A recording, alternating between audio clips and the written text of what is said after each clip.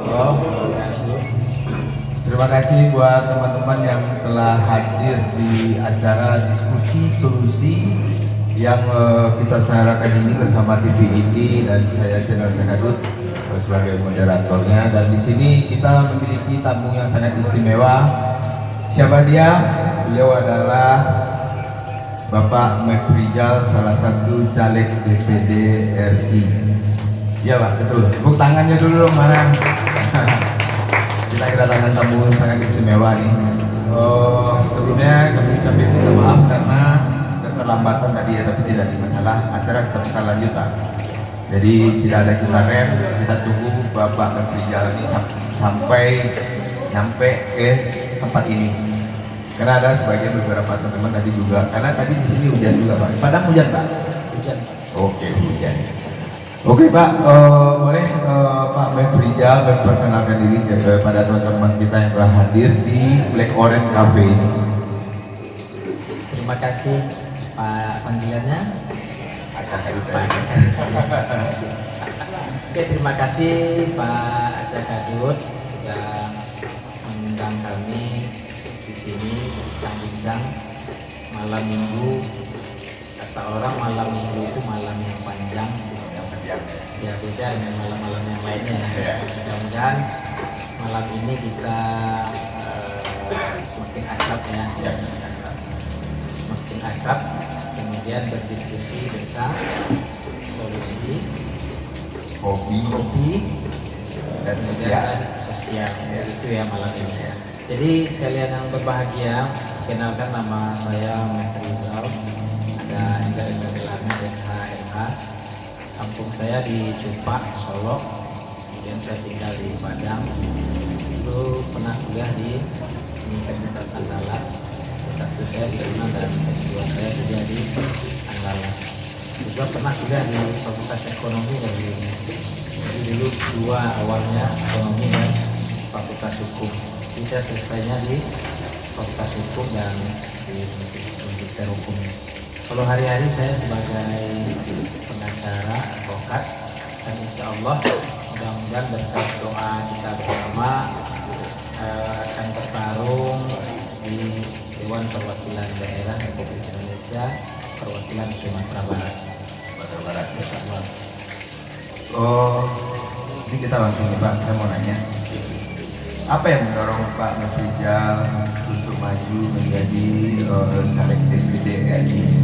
Karena kan di sini kita tahu ya, Pak Mefrijal ini adalah seorang advokat, apalagi kita juga tahu Pak Mefrijal ini adalah sekretaris Peradi Sumatera Barat. Ya. Sebenarnya advokat ini profesi yang sangat mapan sebenarnya. Karena kita menangani perkara-perkara terus nih, ya kan? Itu duitnya kan juga lumayan juga ya Pak ya. Nah, apa sih yang melatar belakangi Pak Mefrijal ini tertarik untuk maju menjadi caleg DPD RI? Kenapa saya maju sebagai calon anggota Dewan Perwakilan Daerah? Yang pertama, hak politik ya, semua warga negara berhak berpartisipasi secara politik, ikut pesta demokrasi, dan salah satu ikhtiar saya untuk berpartisipasi dalam politik ikut sebagai calon anggota Dewan Perwakilan Daerah Republik Indonesia. Nah, pilihan ini pertama setelah amandemen Undang-Undang Dasar 1945 ada lembaga baru namanya di tahun 2004 itu Dewan Perwakilan Daerah. Nah, kemudian saya tertantang untuk ikut. Kenapa? Pertama, saya ingin mengembalikan DPD itu ke titahnya. Saya contohkan ke Pak Cakadut ya. Seorang yang tamat teknik mesin, kemudian ia bekerja di apotek, kira-kira bisa tidak dia meresep obat? Karena dia bukan seorang apoteker ya. Nah, jadi begitulah perjalanan DPD di Sumatera Barat dari 2004 sampai sekarang. DPD itu fungsi, tugas, dan kewenangannya. Tugasnya itu dalam Undang-Undang 5. Saya contohkan pertama, tugasnya merancang peraturan perundang-undangan tentang daerah, otonomi daerah, dan pemekaran daerah. Kemudian rancangan itu dibahas bersama DPR, dia membahas tentang pemerintah daerah, otonomi daerah, dan pemekaran daerah. Kemudian DPD itu mengawasi pelaksanaan peraturan perundang-undangan yang berkaitan dengan daerah. Nah, di tugas yang lainnya DPD RI itu mengawasi pelaksanaan pengelolaan sumber daya alam yang berkaitan dengan daerah. Kemudian DPD RI juga mengawasi pelaksanaan peraturan daerah dan rancangan peraturan daerah. Dan yang menarik ada tugasnya ikut serta memilih anggota BPK RI. BPK RI itu apa, Badan Pak? Pemeriksa Keuangan Republik Indonesia. Kenapa di awal tadi saya sebutkan seorang yang berlatar belakang teknik mesin, kemudian dia bekerja di apotek, cocok nggak, bisa nggak dia merancang meresep obat, karena dia bukan seorang apoteker.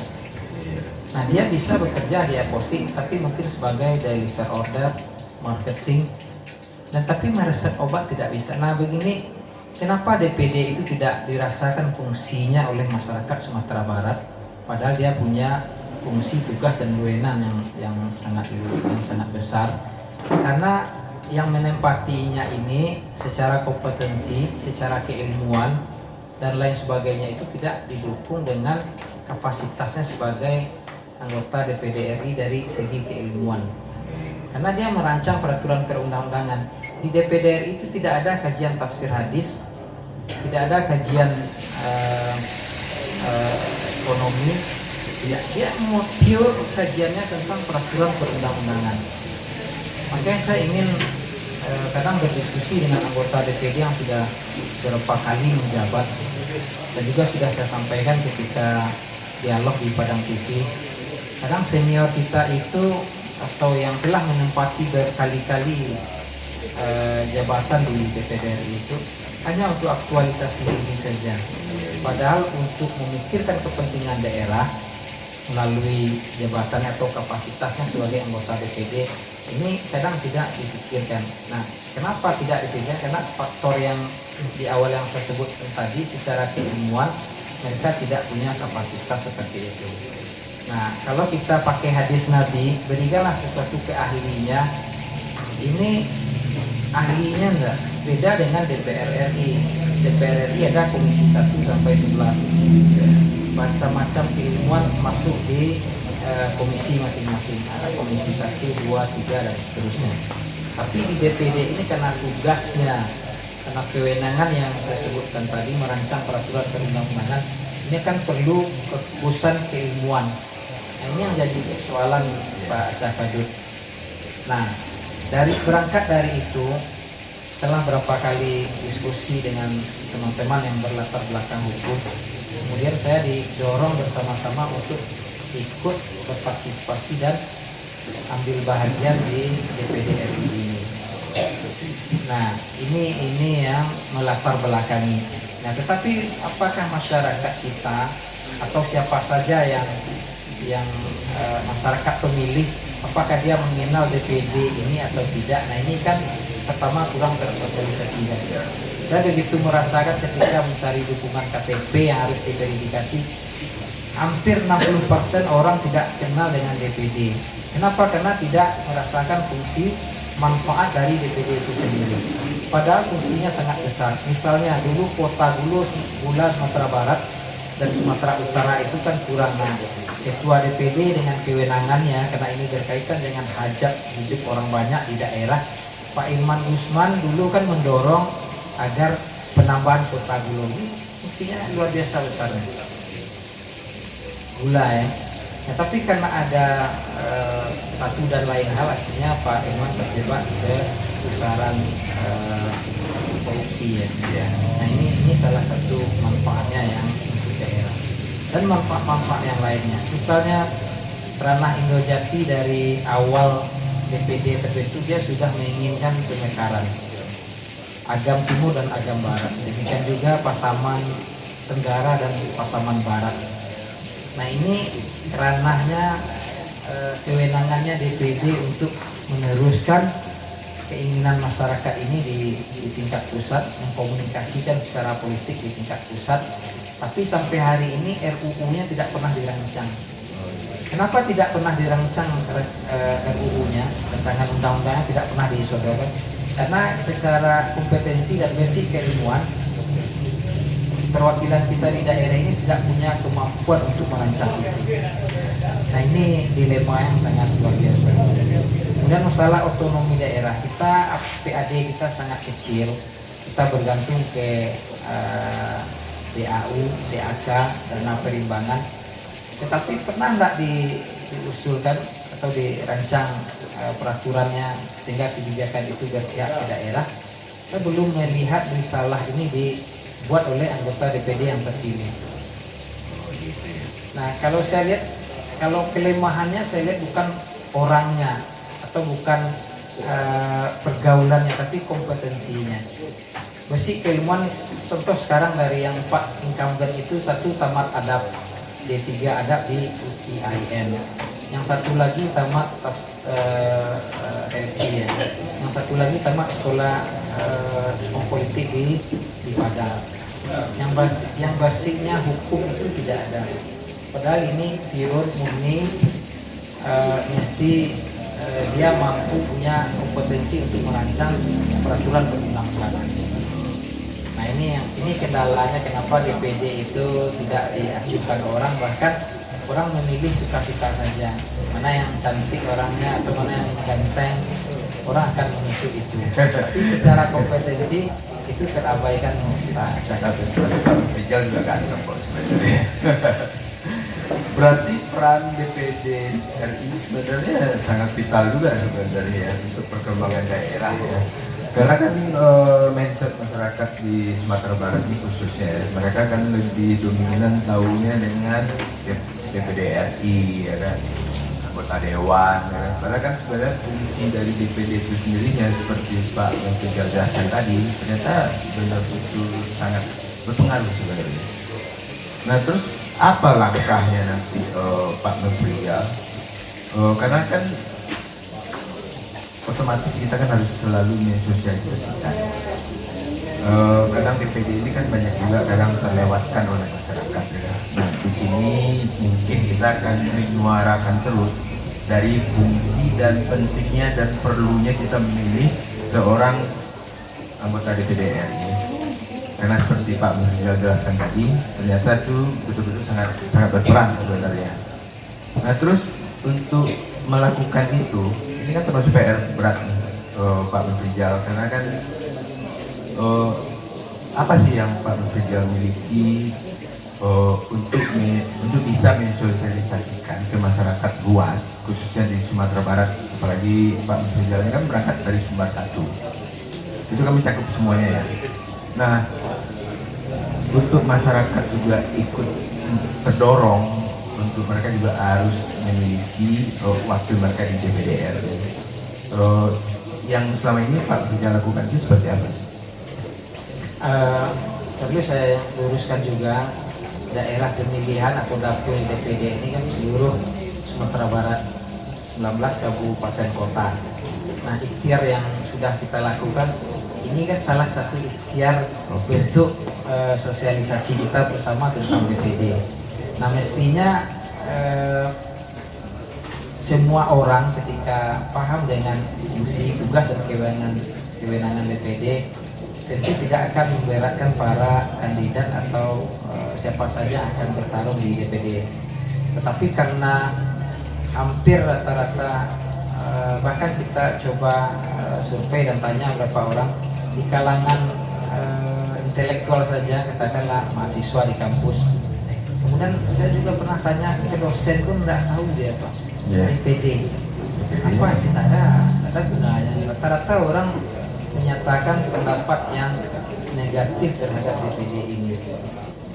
Karena memang real bentuk manfaat dari DPD ini terhadap daerah itu tidak dirasakan oleh masyarakat langsung. Padahal fungsinya, tadi saya sebutkan salah satu fungsinya mengawasi pelaksanaan pengelolaan sumber daya alam. Nah, saya juga berapa kali sampaikan tentang pengelolaan tambang emas ya misalnya. Di Damas Raya itu sudah terjadi kerusakan hampir 2.174 hektar yang rusak. Di Solok Selatan juga, di Pasaman, di Sijunjung, bahkan di Solok juga daerah Sungai Abu, di Golura dan lain sebagainya. Nah ini DPD mesti menyuarakan tentang undang-undang minerba, minyak dan batu bara dan bahan tambang yang ada di dalamnya, termasuk logam mulia ini ataupun galian C dan seterusnya. Ini mesti ada manfaat untuk daerah, pengelolaannya ini. Nah dengan dalih tambang rakyat umpamanya pengelolaan sumber daya alam ini dibiarkan saja, padahal banyak ekskavator yang masuk ke dalamnya, kemudian di backing oleh aparat dan seterusnya.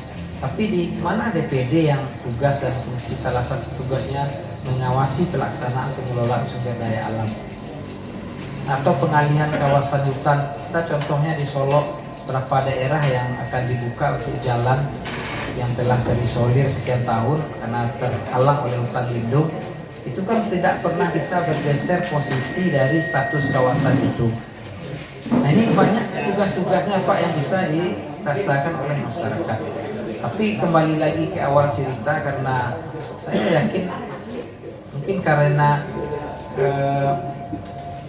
teknik mesin yang bekerja di apotek salah resep obat atau tidak bisa meresep obat karena bukan apoteker. Nah ini yang jadi persoalannya. Saya mengkiaskan itu kenapa? Karena memang DPD ini munculnya 5 tahun sekali saja. 5 tahun sekali saja. Cobalah saya tanya yang ada di ruangan ini, ada nggak mendengar anggota DPD ini membawa program ke Kabupaten Solo misalnya, atau ke Kota Solo ini, atau kita yang ada di Solo Raya ini? Nah, belum pernah mendengar Pak, belum pernah mendengar. Padahal fungsinya sangat besar Pak. Sampai sekarang petani menjerit karena kurangnya kuota pupuk atau kuota bibit atau yang lainnya, baik itu pertanian ataupun peternakan. Ada nggak terdengar anggota DPD RI menyuarakan itu, kemudian dia berkoordinasi dengan pemerintah daerah, kemudian Kementerian Peternakan atau Kementerian Perdagangan, sehingga kuota pupuk yang sulit didapatkan di Kabupaten Solo ini atau di Solo Raya ini ada nggak didorong oleh anggota DPD sehingga mencukupi untuk kebutuhan masyarakat petani. Nah sehingga saya beranggapan DPD ini hanya alat untuk aktualisasi dari para pemilik modal senior-senior. Makanya di beberapa kali di Padang TV saya sampaikan, para senior yang nggak mau alih generasi ini, 2 cara menghalanginya untuk tidak maju lagi. Pertama, malaikat maut yang menjemputnya. Yang kedua, KPK menangkapnya. Kalau nggak bisa Pak. Karena hari ini saingan kita itu bukanlah para aktivis Pak, tapi para pemilik modal. Ini modal serangan fajar bagi. Tapi gini Pak Rizal, jadi suatu ancaman nggak dengan kehadiran DPD ini? Karena seperti Pak Mafrida bilang tadi ya, bahwa seperti ada penambang liar, ya kan? Itu kan saya gimana buat masyarakat tuh kalau memang itu dibuktikan, berarti kan mereka mau mengadu ke siapa? Nah mungkin ini yang banyak terjadi. Karena kan banyak nih udah tidak rahasia umum kan, banyak kita lihat pertambangan. Tapi kenapa DPD yang sebelumnya itu kan sebenarnya ya sesuai seperti Pak bilang tadi kan, istilahnya kita sebenarnya bisa mengontrol itu kan sebenarnya kalau DPD itu memang berfungsi di Sumatera Barat ini. Apakah ada nggak solusinya kalau memang peraturan itu nanti, kalau undang-undang itu nanti kalau dibikin, sebenarnya undang-undang ini ada kan, itu kan tetap larangan sebenarnya. Tapi misalnya ke masyarakat pada umumnya kan, mereka yang notabene yang di daerah-daerah pinggiran yang banyak pertambangan emas itu gimana solusinya? Sebenarnya mudah Pak. Instrumen negara itu sudah lengkap sekali.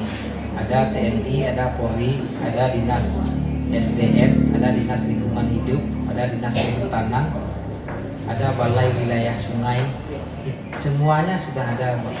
Tinggal menstimulan bagaimana dinas-dinas ini, DPD berkoordinasi dengan gubernur, kemudian mengajak pemerintah daerahnya, bupati atau wali kotanya di mana daerah pertambangan itu ada, kemudian memfungsikan tugas dari dinas-dinas ini sehingga tidak ada lempar tanggung jawab, kemudian ujung-ujungnya terjadi pembiaran.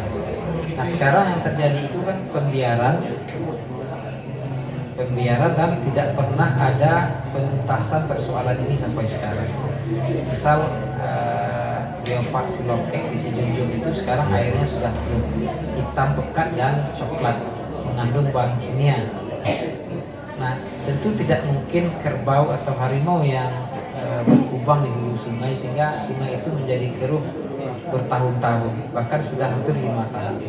Nah, ini kan bisa dikoordinasikan ketika anggota DPD RI mempertanyakan ini kepada pemangku kepentingan, misal kepada bupatinya atau kepada balai wilayah sungainya atau ke dinas SDM atau dinas lingkungan hidup atau dinas kehutanan, maka soalnya di mana?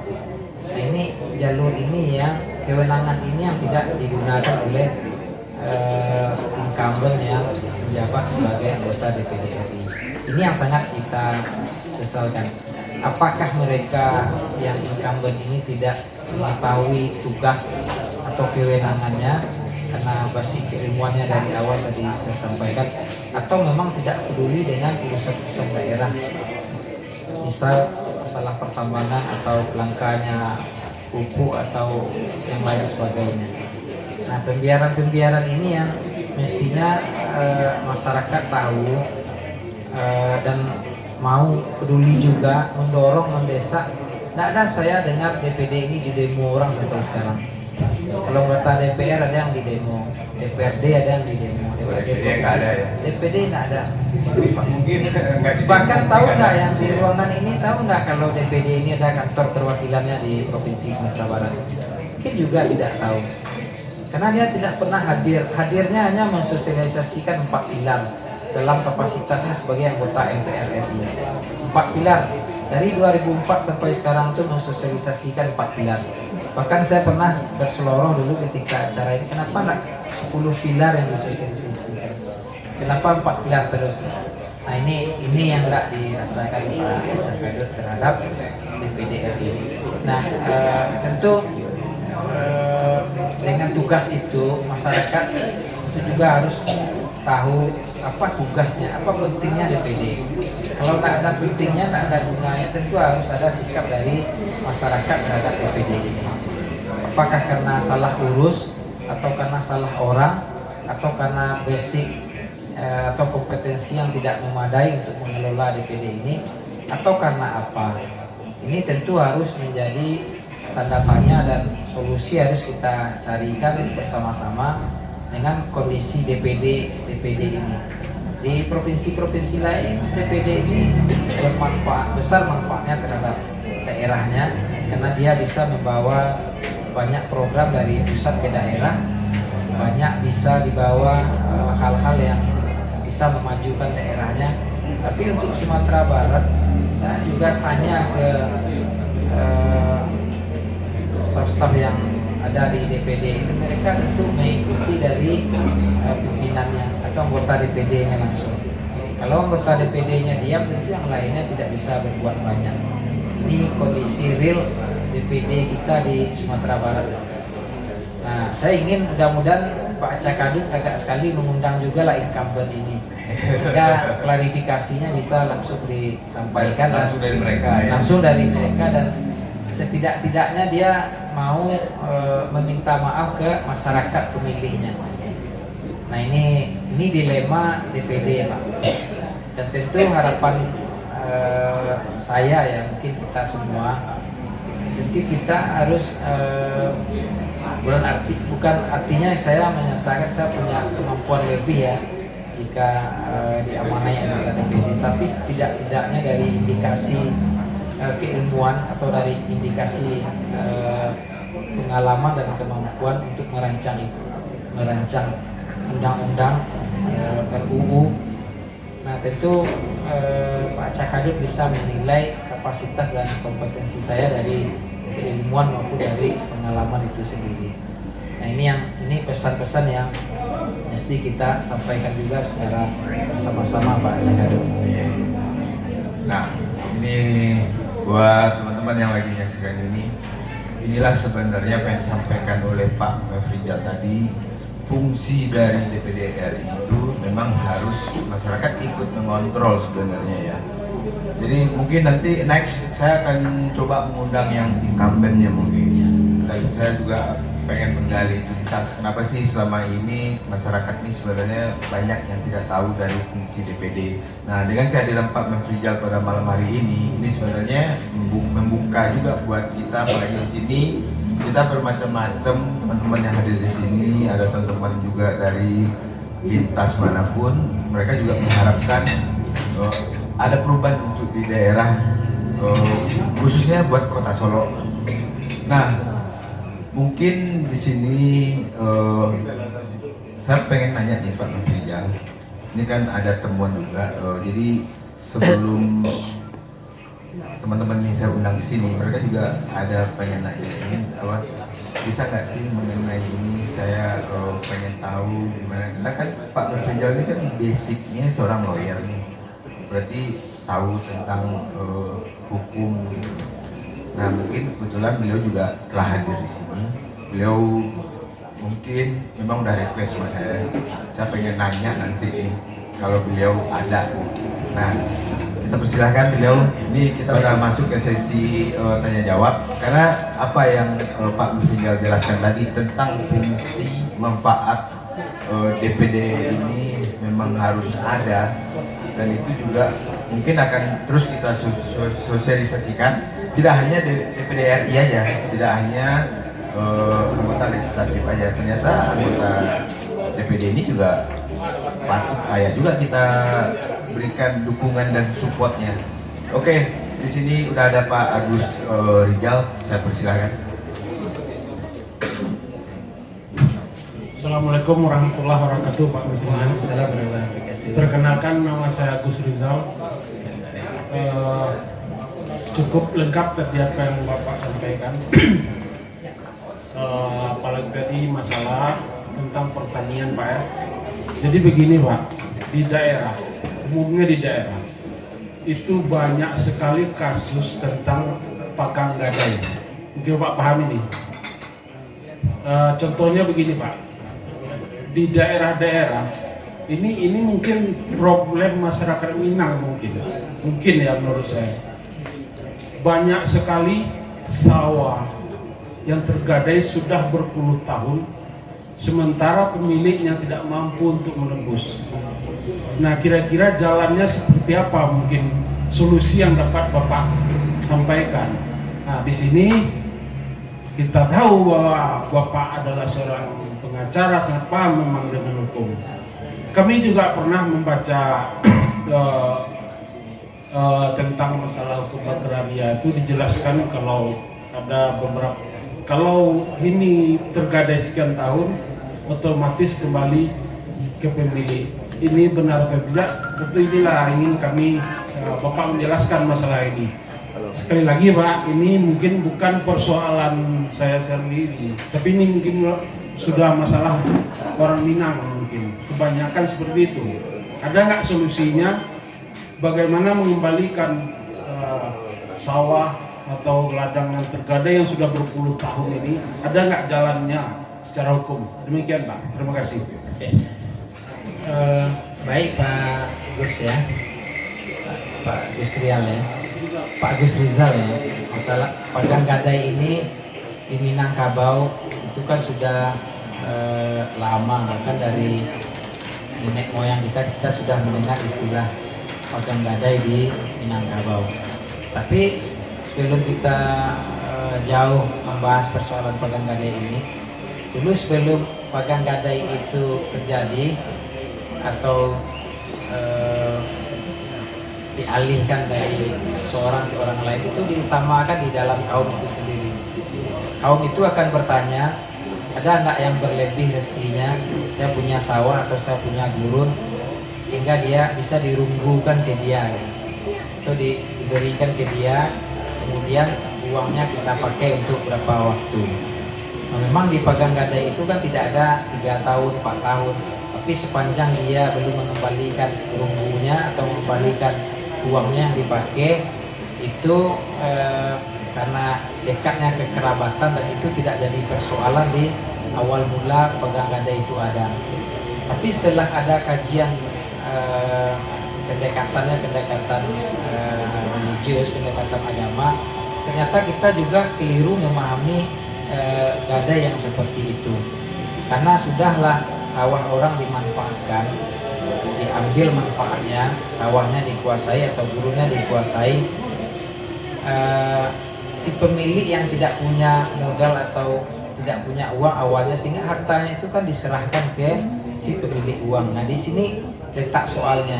Saya baca lihat di disertasi Dr. Dendi, ini kajiannya banyak membahas tentang gadai ini, Pak. Bahkan di sana dia mengambil kesimpulan mendekati ada sifat halaman di sini. Nah, kembali lagi ke ini kan kalau dari kajian fikihnya. Sekarang kita lihat kajian adat dan hukumnya. Kalau di hukum, Pak, sepanjang belum dikembalikan, si pemilik gadai atau orang yang memberikan uangnya kepada si yang punya awal itu masih berhak, meskipun dia mengajukan gugatan ke pengadilan. Berapa kali saya coba dampingi masyarakat yang berperkara tentang ini, yang dimenangkan adalah si pemilik uang yang menguasai tanahnya, karena uangnya belum dikembalikan. Bahkan ada juga yang dikonversi, Mas. Dulu dia tahun 66 menggadaikan sawahnya 10 emas katakan. Sekarang nilai emas itu dihitung di sekarang berapa itu, coba kalau dikonversikan nilai rupiahnya. Sementara dari tahun 66 sampai sekarang itu manfaat yang telah diambil dari sawah atau burung itu berapa besarnya. Nah, ini satu catatan. Nah, bagaimana menyelesaikannya? Apa ada cara menyelesaikan? Cara menyelesaikan tentu dikembalikan uangnya atau diberikan pengertian bahwa dia telah mengambil manfaat sekian lama. Ada tidak kerelaan baginya untuk mengembalikan atau memulangkan ke pemilik asal atau ke ahli warisnya. Nah, pertanyaannya bagaimana dengan si ahli waris atau orang yang tidak mampu untuk mengembalikannya? Nah, ini kan catatan atau dilema tersendiri terhadap si pemilik yang tidak punya kemampuan. Nah, si pemberi gadai juga dilindungi haknya oleh hukum. Si penerima gadai juga dilindungi haknya secara hukum. Nah, kemana kita akan mengadu? Nah, tentu yang bijaknya menurut saya tentu dialihkan gadainya ke orang terdekat, mungkin di dalam kaum, sehingga harta itu tidak bergeser kepemilikannya di luar kaum yang telah ada. Itu langkah bijaksana menurut saya. Kedua, atau dijual agak sebidang, kemudian dibayarkan ke yang misalnya yang tergadai itu 10 piring, kita jual 1 piring, yang 9-nya harga jual dari 1 itu untuk bisa menjemput yang 9 piring. Nah, ini kan solusi-solusi selain atau ada kerelaan dari pihak yang telah lama mengelolanya, Pak. Tapi secara hukum dua kepentingan ini dilindungi oleh hukum. Si pemilik juga, si penggadai juga. Secara kepemilikan si penggadai punya hak, melekat haknya, tapi hak penguasaan, hak pemanfaatan ada ke orang yang menyerahkan uangnya. Nah, ini tidak bisa nggak bisa diambil begitu saja. Kalau di Undang-Undang Agraria yang Bapak sebutkan tadi, penguasaannya ini penguasaannya itu bukan bisa dicontohkan ke harta pegang gadai, Pak. Pegang gadai ini pemilik asalnya jelas. Kalau di Undang-Undang Agraria misalnya tanah terpak terponding, ketika dia menguasai dalam jangka waktu tertentu, kemudian tanah itu bisa menjadi hak miliknya karena dia telah mengolah, kemudian dia memanfaatkan, kemudian dia mendiami, kemudian dalam jangka waktu tertentu dia bisa beralih menjadi hak miliknya dari tanah rempah atau dari tanah-tanah lain yang peruntukannya misalnya dari HGU yang telah ditinggalkan, pengelolaannya menjadi terlantar, kemudian dia bergeser menjadi tanah wilayah, itu dimungkinkan di dalam sistem agraria kita, Pak. Tapi pagang gadai dengan sistem kita di Minangkabau itu obatnya memang ditebus, dikembalikan. Bagaimana caranya? Caranya dijual sedikit, kemudian dibayarkan ke yang besar, atau diberi pendekatan secara agama, secara fikih bahwa ada unsur riba ya di sini, atau bahkan mendekati haraman di sini Pak. Jadi dua solusinya. Pendekatan apa yang kita pakai? Pendekatan hukum atau pendekatan agama dengan fikihnya, atau pendekatan kekeluargaan. Kita geser tanah yang sudah lama dikuasai oleh orang lain atau suku lain atau kaum lain, kita geser ke dalam kaum yang orang-orangnya sudah berada. Misalnya kaum A, dia melihat di mata kepalanya wilayahnya atau tanah pusakanya sudah lama tergadai, tidak dijemput. Nah, mungkin dengan mufakat di dalam kaum bersama-sama dia mengambil tanahnya dengan mengembalikan uang dari si pemegang gada. Ini solusi yang saya tawarkan Pak. Jadi solusinya tetap musyawarah. Tetap musyawarah.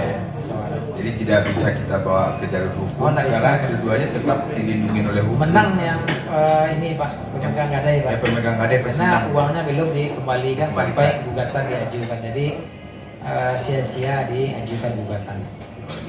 Nah jadi gitu Pak Gus Rizal. Ada lagi mau ditanyain? Nah mungkin buat teman-teman ada lagi yang pengen mau nanya, silahkan. Nah oke. Ini ada Pak Dedi juga pengen nanya nih. Baik, terima kasih Mas Oka. Buat Pak Mas Rizal, ini kita akan bicara tentang DPD, kaitannya Sumatera Barat.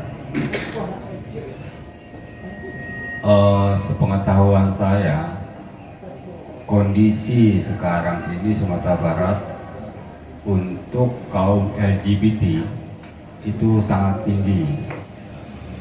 Maksudnya pengaruh LGBT yang ada di Sumatera Barat ini udah sangat mengkhawatirkan gitu. Jadi kira-kira apa nanti yang bisa Bapak lakukan ketika Bapak insya Allah duduk di DPD RI mewakili Sumatera Barat? Apakah Bapak ingin mengajukan undang-undang yang lebih substansi atau seperti apa? Atau dengan undang-undang yang ada sekarang yang saya rasa sangat belum begitu kuat gitu untuk mengkanter pengaruh jadi LGBT yang ada di Sumatera Barat. Demikian, terima kasih.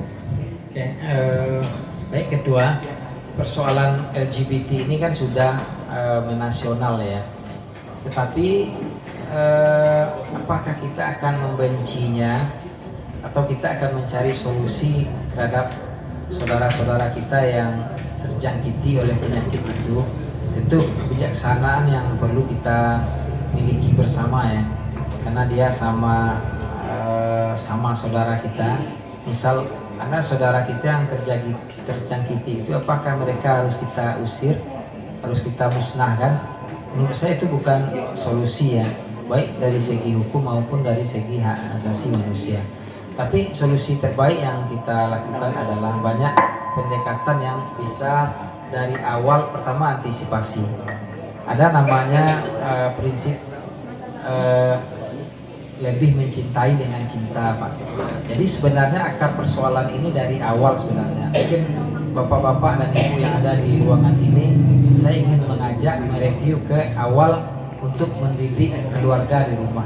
Ada namanya konsep cinta. Konsep cinta itu saya berkali-kali sampaikan ceramah ini. Pertama ada namanya C. C ini cari cara Pak. Kita harus mencari cara bagaimana anak yang kita miliki ini dia tidak akan pernah tertukar dengan anak orang lain. C, cari cara, jangan salahkan keadaan, jangan salahkan kita bahwa kita mempunyai anak yang berperilaku seperti itu. Tapi dari awal harus kita sikapi itu Pak, itu C. I, ingat impian tinggi. Orang yang punya anak pasti dia mempunyai cita-cita, karena anak ini lahir dari buah cinta, buah hati, dan dia mempunyai cita-cita terhadap anak yang dimilikinya. Itu C, I. C, cari cara. I, ingat impian tinggi. N, menerima tanpa drama. Menerima tanpa drama. Jangan didramatisir anak kita, karena anak kita tidak akan pernah tertukar dengan anak tetangga. Nah kemudian anak itu seperti tangga. Dia ada tangga satu, masa kanak-kanak di balitanya, apakah dia mendapatkan susu eksklusif, apakah dia tidak stunting, dan seterusnya pertumbuhannya bagaimana.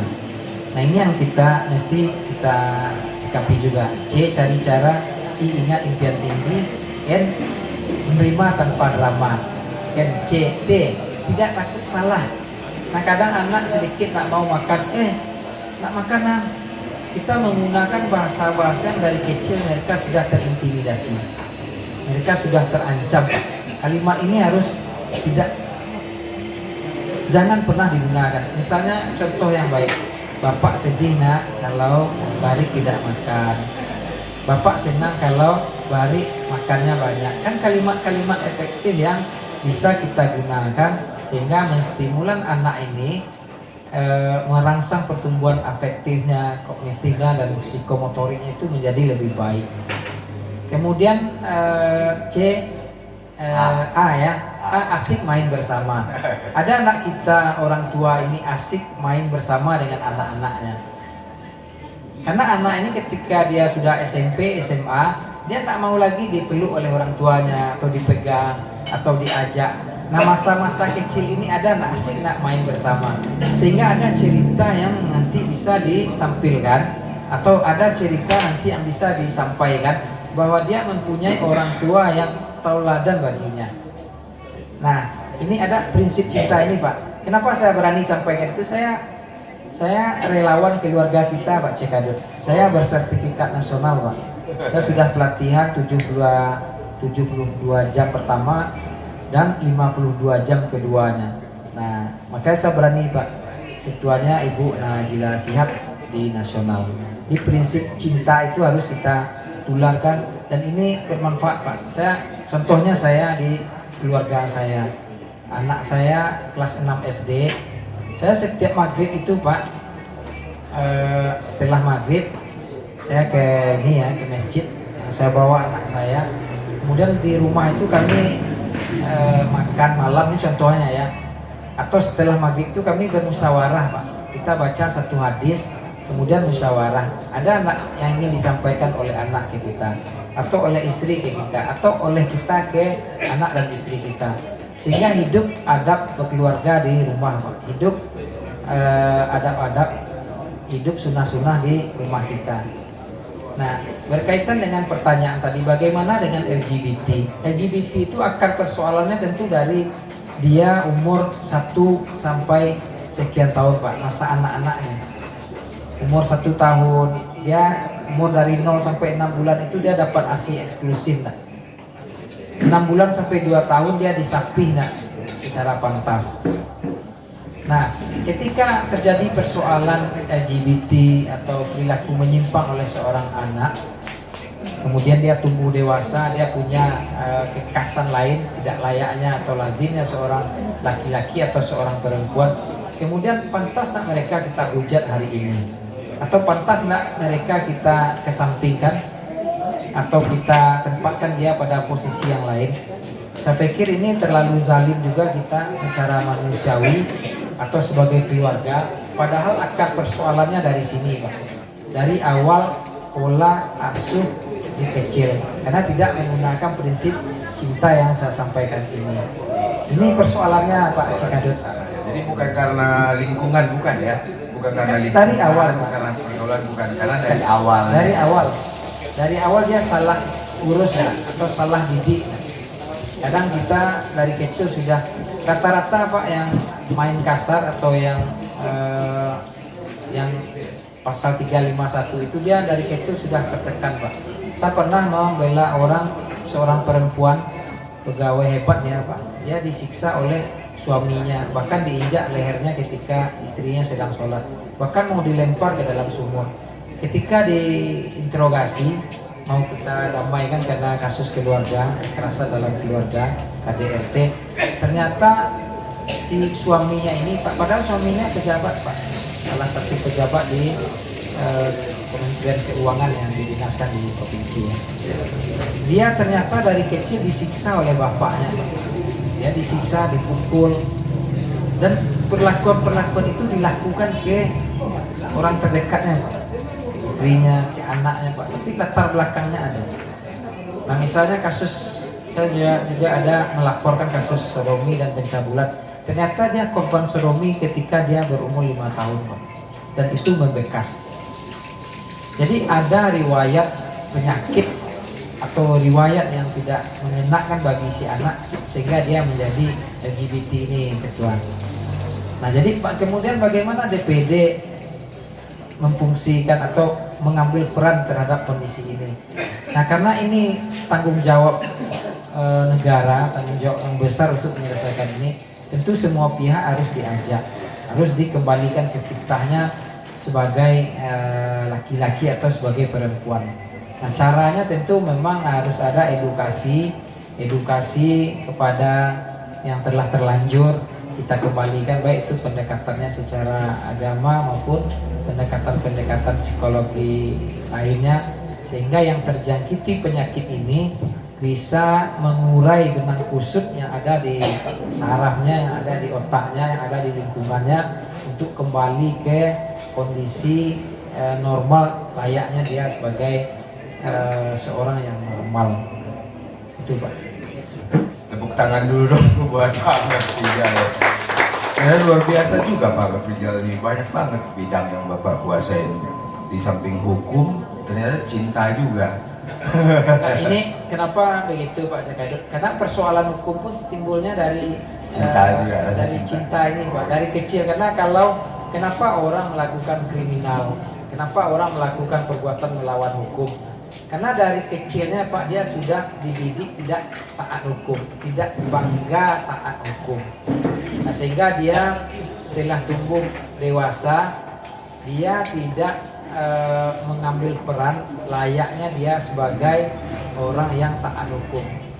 Nah sehingga dia melakukan tindakan kriminal. Sekarang itu Pak contohnya tawuran, hampir setiap hari tawuran, bahkan di Solo juga ada isu tawuran.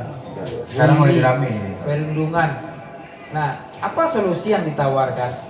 Kami sudah buat solusi Pak. Kami Perhimpunan Advokat Indonesia Pradipada, ada namanya program Pradi Goes to School. Kita sudah 34 sekolah Pak. Kita datangi, kita sampaikan bangga taat hukum. Programnya pertama tawuran, kemudian membawa senjata tajam apa ancamannya, kemudian taat lalu lintas, taat kebersihan, kemudian perundungan itu bagaimana, kemudian anak-anak yang berhadapan dengan hukum baik dia pelaku pidana, korban pidana maupun sebagai saksi pidana.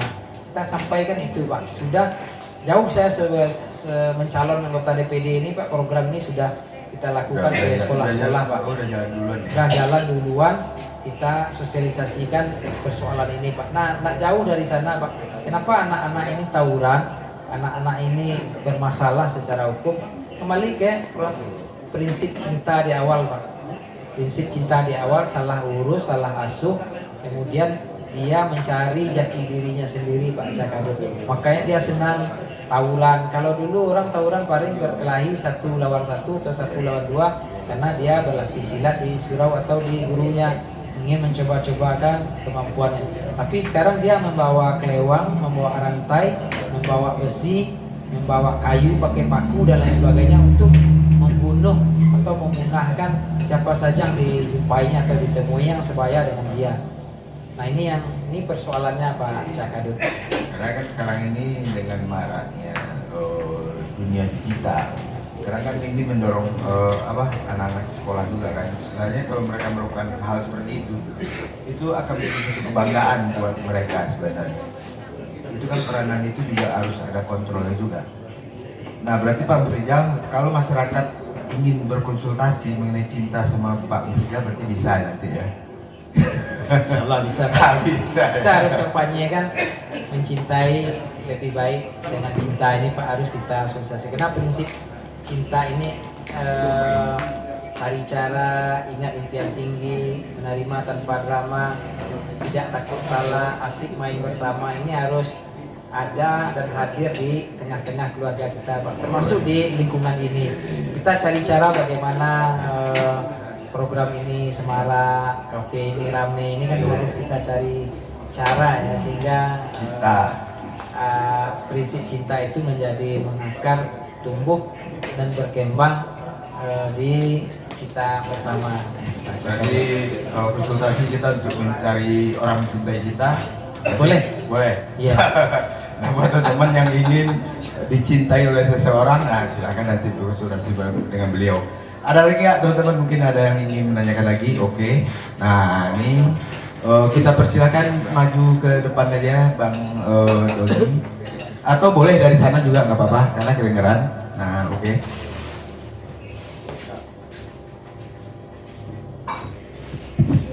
Terima kasih Bang Oka. Selamat malam Pak Rizal. Perkenalkan, nama saya Doni Ferdianto. Saya salah satu warga masyarakat biasa. Pada kesempatan pada malam hari ini kami sangat bangga ada perwakilan dari kota ataupun Kabupaten Solok yang menapaki jenjang untuk menjadi kandidat senator di DPD RI. Tentunya apresiasi dan kebanggaan ini lahir dari bentuk kecintaan kita juga, bahwasannya sekaitan dengan bagaimana nanti perkembangan isu-isu daerah mudah-mudahan dapat disampaikan melalui Pak Rizal nantinya ketika duduk. Mungkin dalam kesempatan ini saya ingin bertanya sekaitan dengan wacana yang pernah muncul pada tanggal 27 Oktober tahun 2022, di mana salah satu tokoh masyarakat Dharmasraya yaitu Bapak Zainal Atut Datuk Bandaro Gadang yang menginisiasi untuk membentuk Provinsi Sumatera Bagian Tengah, yang diantaranya termasuk Dharmasraya, kemudian Kabupaten Solok Selatan, dan sebagian daerah Jambi dan Riau. Tentunya sekaitan dengan kompetensi dan kapasitasnya Pak Melvizal sebagai advokat, lawyer yang cukup memahami bagaimana itu regulasi dan aturan perundang-undangan. Sekaitan dengan wacana ini bagaimana tanggapan Bapak? Kemudian kalau seandainya memang ini nantinya terwujud untuk menjadi wilayah pemekaran Sumatera Bagian Tengah, tentu ada aspek historis, ada aspek budaya yang itu hilang dari ranah Minangkabau. Karena kita tahu Dharmasraya dulu pernah ada kerajaan. Nah, tentu hal ini menjadi perhatian bagi kita sebagai masyarakat Kota Solo dan Minangkabau, agar apa yang menjadi proses sejarah dari Dharmasraya yang menjadi bagian dari Minangkabau ini tidak terlepas. Mungkin bagaimana tanggapan Bapak dan apa solusinya melalui DPD nantinya, tentu ini perlu menjadi perhatian untuk kita dapatkan jawaban dari Bapak. Mudah-mudahan nanti kita bisa secara bersama-sama mendapatkan satu titik terang positifnya ke depan bagaimana terkait dengan wacana ini. Demikian saja, terima kasih. Assalamualaikum warahmatullahi wabarakatuh. Oke, silakan Pak Oh, Melvizal. ini memang pertanyaan yang berat ini. Pemekaran nih Iya. masalahnya. Jadi Bang Doni, berkaitan dengan pertanyaan tadi, persoalan pemekaran Provinsi Sumatera Tengah ya. Kalau menurut saya memang ini ranah tugasnya DPD RI, karena salah satu tugasnya itu adalah merancang peraturan perundang-undangan tentang daerah, otonomi daerah dan pemekaran. Nah, untuk sampai ke tahap itu pemekaran tentu ada kajiannya, kajian akademisnya bagaimana. Karena sebelum RUU itu ada namanya naskah akademis. Naskah akademis ini akan membuat muatan-muatan yang berkaitan dengan historical, sosiologis, kemudian muatan-muatan yang berkaitan dengan kemasyarakatan yang banyak, manfaatnya, kemudian ketidakmanfaatannya itu apa ketika ini diajukan. Nah, isu pemekaran daerah Sumatera Tengah, saya salah satu yang mendukung ya kalau memang itu diinginkan. Karena kalau konsep kita NKRI, Negara Kesatuan Republik Indonesia, bingkainya itu kan tidak pernah hilang. Ada NKRI, tapi untuk kemajuan Sumatera Tengah, karena untuk akses ekonomi di sana memang orang tersangkut ke untuk Muaro Tebo, kemudian Rimbo Bujang dan lain sebagainya, itu dia sangat jauh ke Jambi. Damasraya jauh ke Padang, itu bandara ya, akses transportasi itu penerbangan. Kemudian Rengat ya, Taluk Kuantan Singingi itu dia jauh ke Pekanbaru, Pak. Nah, untuk terbitnya atau terbentuknya daerah ekonomi baru, daerah otonomi baru, satu-satunya cara yang dilegalkan oleh undang-undang memang pemekaran daerah. Nah, bagaimana pengaruhnya? Tentu ada dampak sosial budayanya, tentu ada. Misal Damasraya sebagai basisnya kerajaan di sepanjang Batanghari itu yang menjadi ikon Sumatera Barat, tentu akan bergeser posisinya menjadi daerah masuk ke wilayah Provinsi Sumatera Tengah. Nah, tetapi untuk kemanfaatannya yang lebih besar, memang harus kita dorong ini. Apakah mendorongnya secara akademis atau mendorong ada RUU ini? Nah, ini RUU-nya yang penting ada dulu. Ada nggak kajiannya tentang itu? Apa manfaatnya atau ada nggak dampaknya ketika ini dimekarkan? Nah, dampak besarnya apa? Kemudian dampak jangka panjangnya apa? Nah, tapi untuk kemajuan tentu harus ada sekali ya gadang, sekali tapian berubah. Kemudian kalau kita tetap bertahan dengan kondisi-kondisi yang ada sekarang, tentu dia akan lestari dengan ketidakmajuannya di daerah tengah ini. Nah, ketika diskusi-diskusi ini saya salah satu yang mendukung Pak Doni, mendukung memang di bagian tengah ini Muaro Tebo, kemudian Bungo, Solok Selatan masuk Kerinci dan Sungai Penuh itu memang secara akses dia jauh ke Jambi. Solok Selatan itu dekatnya ke sana, jauh ke Padang, ke ibu kota provinsi. Damasraya juga seperti itu, Rengat, Kuantan Singingi ya, dan dan sebagian ke arah selatannya itu memang kalau dia bersepakat 3 provinsi ini mempunyai kerelaan untuk melepaskan terbentuknya daerah otonomi baru atau pemekaran baru, memang harus kita sokong ya. Setidak-tidaknya ada kajiannya lah dulu Pak Cakadut. Ada kajiannya mestinya terlarang ya. Enggak, saya bukan bahkan mendorong. Kalau enggak, kapan ada lagi pesawat Boeing Airbus itu mendarat di Sumatera Tengah, di Damasraya atau di Muaro Tebo itu atau di Bungo itu. Ini yang menarik tadi pas di terakhir tadi, kita bicara tangkap ya, sebelum kita tutup nih Pak Menteri. Pak Menteri ini kan sebagai lawyer nih, kalau nanti tersangka ini ditangkap, kalau dia mengadu kepada Pak Menteri dibantu nggak? Ini harus di konsep hukum kita itu Pak, di Undang-Undang Dasar di pasal 27 maupun di pasal 28, siapa saja kan sama di hadapan hukum. Nah, makanya tadi di awal saya sebutkan, mau polisi, mau tentara, mau rakyat biasa, mau pejabat, kalau dia melawan hukum dia akan diproses secara hukum. Nah, di dalam memproses ini, ketika statusnya sebagai tersangka atau terlapor atau dia dihadapkan di persidangan, undang-undang kita juga memerintahkan dia juga berhak untuk didampingi secara hukum. Jadi pengacara siapa saja orangnya, dia berhak untuk mendapatkan pembelaan. Apa yang dibela? Apakah karena salahnya atau perbuatan salahnya itu yang dibela? Tapi yang dibela itu adalah hak hukumnya. Misal seseorang ditangkap narkoba. Nah, ini kan ada waktu penangkapannya 3 kali 24 jam, diperpanjang 2 kali 24 jam. Nah, ada enggak penyiksaan di sini?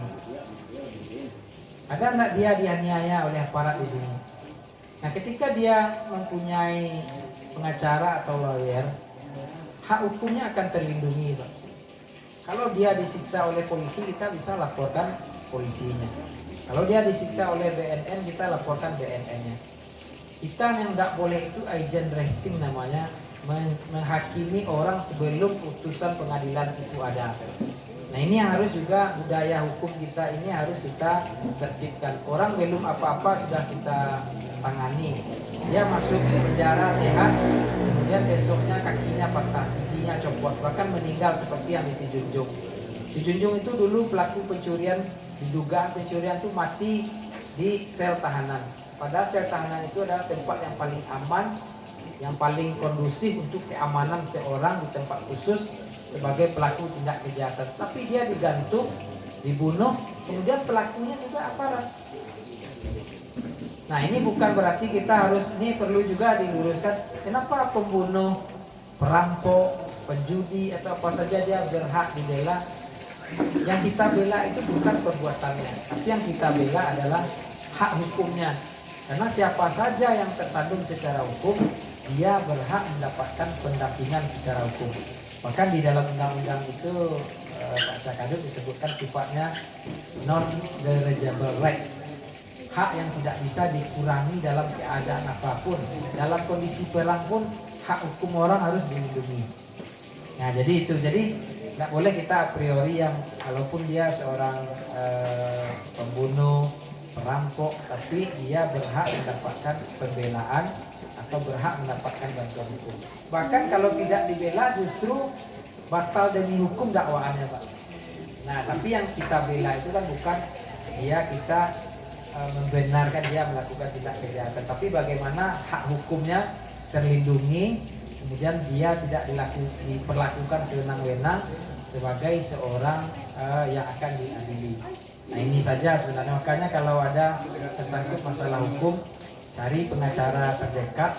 Pengacara ini sama dengan dokter profesi, sama dengan para medis. Kalau ada tindakan hukum, cari pengacara terdekat, kemudian dampingi, kemudian cari solusinya. Seperti diskusi kita pada hari ini, dampingi dia.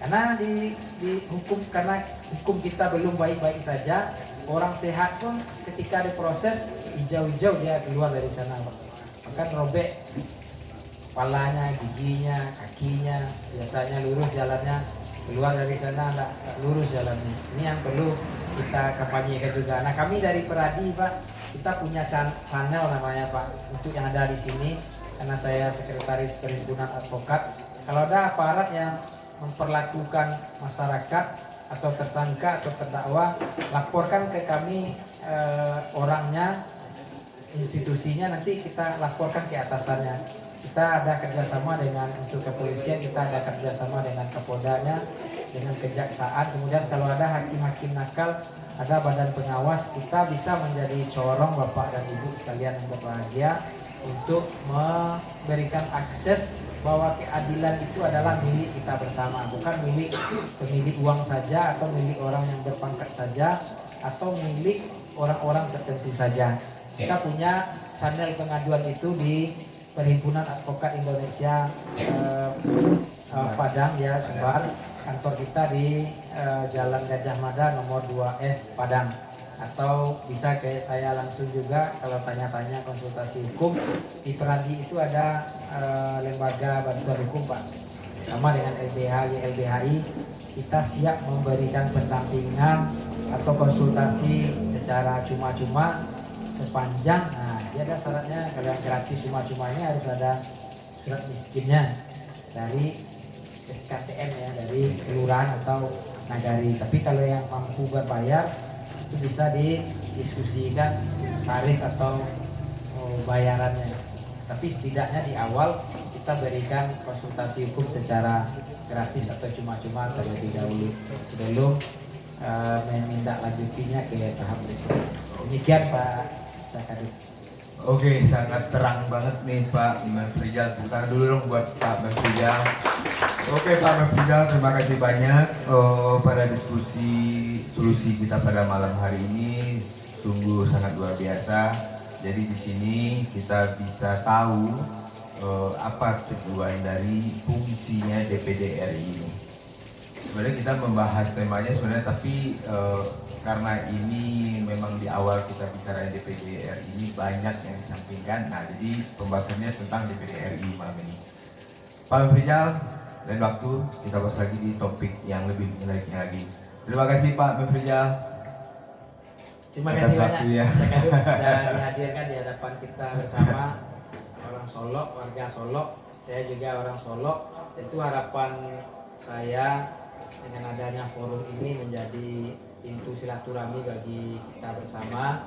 Biasanya kita hanya mendoakan Allahumma firil muslimi wal muslimat dan tak pernah berjumpa.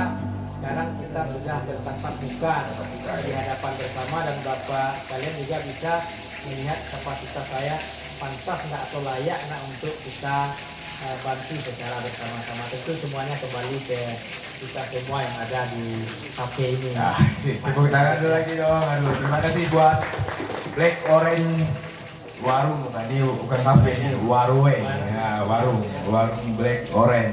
Ini tempat kumpul teman-teman ini semua ya Pak. Pancasila ya. ini perlu juga saya sampaikan, saya Iya. pernah jadi wakil ketua Pak Pemuda Pancasila Sumatera Barat. Ketuanya waktu itu Erik Arionan. Nah, saya wakil ketua. Jadi PP ini juga sudah mendarah daging bagi kita.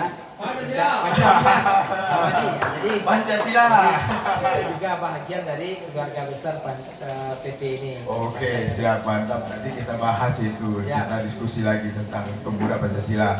Karena sekarang ini kebetulan pemilik Black Orange ini, beliau adalah salah satu sekretaris DPC Pemuda Pancasila Kota Solo. Pancasila ya. Oke, saya Cakadut pamit diri. Terima kasih buat teman-teman yang telah hadir. Saya ucapin terima kasih lagi buat Pak Rizal. Nanti insya Allah besok kita akan ada lagi diskusi solusi bersama teman kita Enoviati.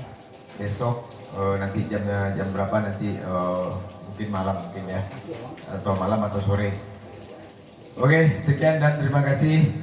Saya Cakadut dari TV Indi. Assalamualaikum warahmatullahi wabarakatuh. Waalaikumsalam warahmatullahi wabarakatuh. Oke, kita tampilkan dulu nih Pak Mafrizal, tripod band nih Pak Mafrizal. Oke, Ya, sambil kita silakan. nikmati, sambil kita minum Pak Mafrizal. Oke, buat tripod band silakan.